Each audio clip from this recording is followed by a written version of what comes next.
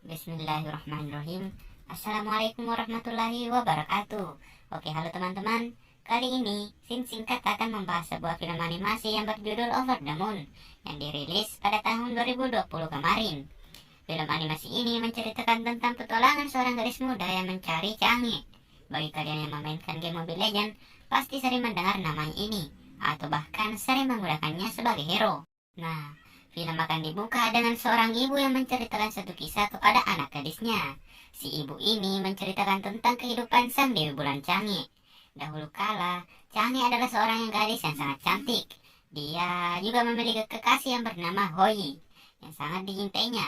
Tetapi, Change kemudian meminum sebuah ramuan yang membuatnya abadi.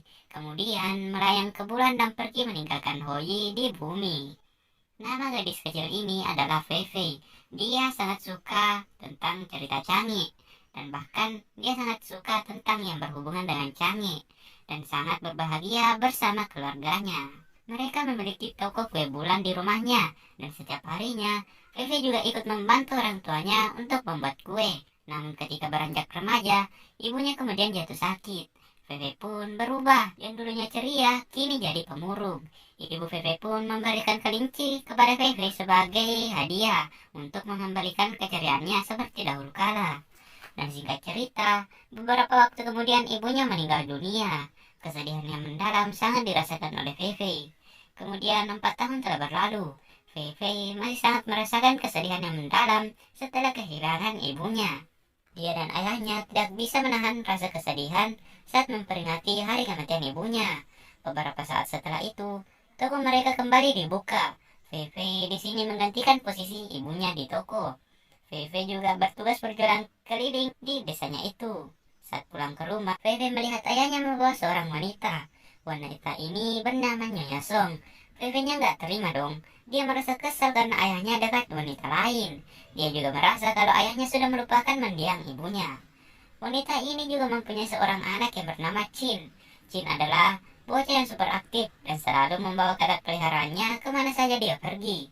Itu pun membuat Fei sangat terganggu dengan sifat konyolnya si Chin ini. Singkat cerita, festival bulan pun tiba. Seperti biasa, semua keluarga Fei datang ke rumah Fei dan memberikan Fei hadiah serta merayakan festival itu bersama. Mereka semua pun kemudian makan bersama dan tentunya pacar ayah Fei ikut makan juga. Kemudian, saat semuanya makan bersama, salah satu dari keluarga Fei berkata yang tidak baik tentang Dewi Bulan Change. Dia mengatakan bahwa sang Dewi Bulan adalah wanita yang sangat egois. Dia pergi meninggalkan kekasihnya.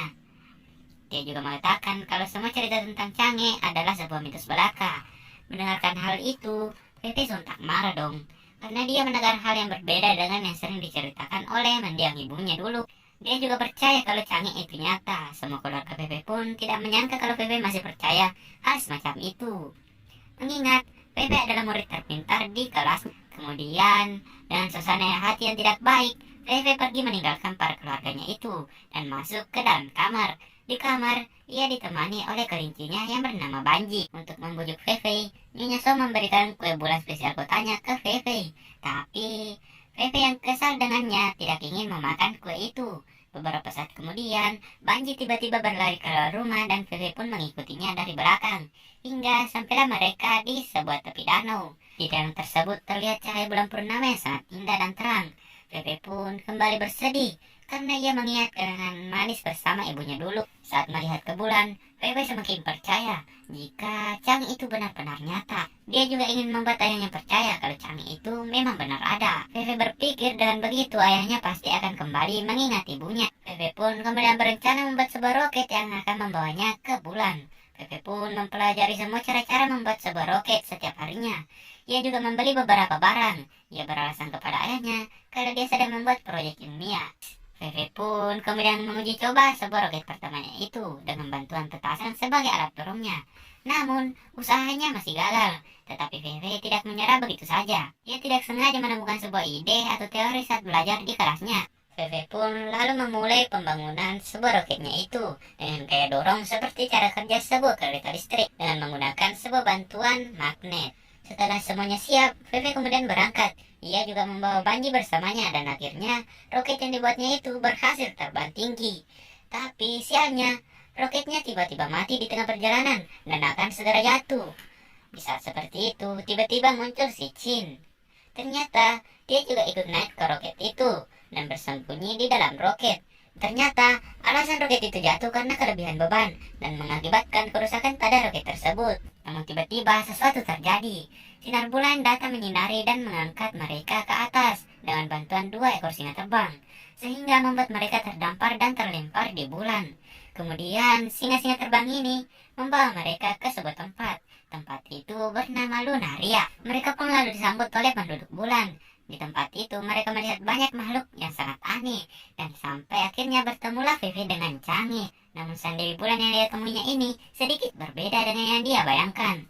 Canggih yang ditemuinya ini sedikit pemarah. Dia juga meminta sebuah hadiah kepada Vivi, tetapi Vivi mengatakan kalau dia tidak membawakannya apa-apa. Untungnya Vivi mengatakan kalau tujuannya datang kepada Canggih adalah untuk membuktikan kepada ayahnya kalau Canggih itu benar-benar nyata. Canggih lalu mengajak Vivi berfoto bersama, tetapi Canggih tidak langsung memberikan fotonya tersebut sebelum Vivi memberikan hadiah yang Canggih mau. Namun Vivi tidak tahu akan memberikan apa padanya.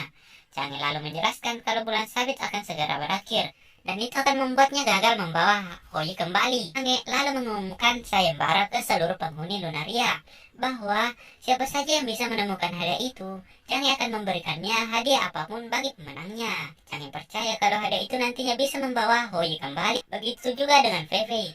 Dia akan diberikan fotonya itu tadi jika Vivi berhasil menemukan hadiahnya. Canggih lalu menugaskan kelincinya untuk membuat sebuah ramuan yang dapat dicampur dengan hadiah itu nantinya. Para penghuni Lunaria kemudian mulai berpencar untuk mencari hadiah itu. Chin yang juga berada di sana menawarkan bantuan kepada Vivi, tetapi Vivi yang masih kesal dengannya menyuruh Chin pergi dan menjauh darinya.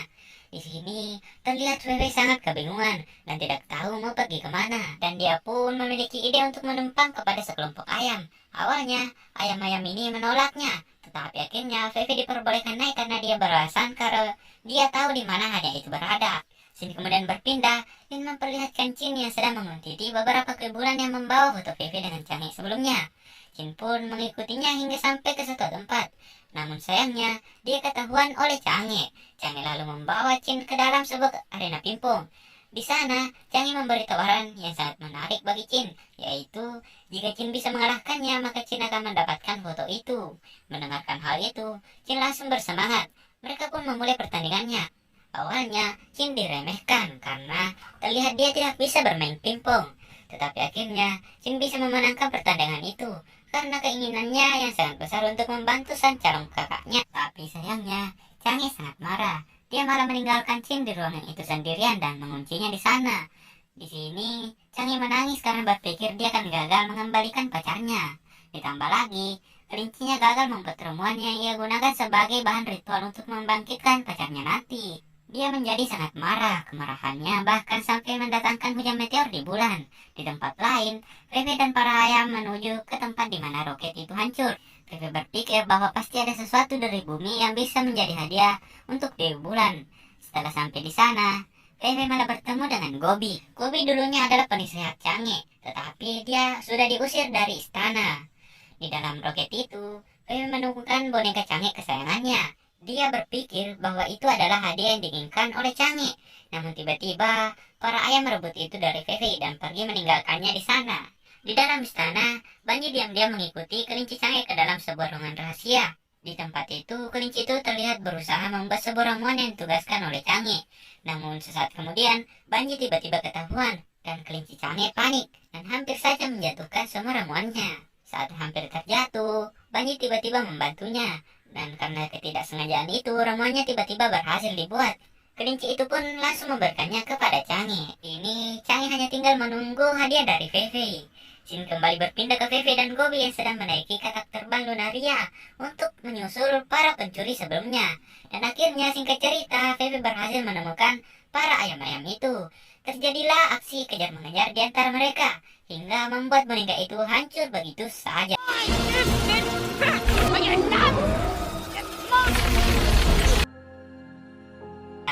Pepe pun merasa sangat sedih karena dia berpikir dia sudah gagal untuk membuktikannya kepada ayahnya bahwa Canggih itu benar-benar ada.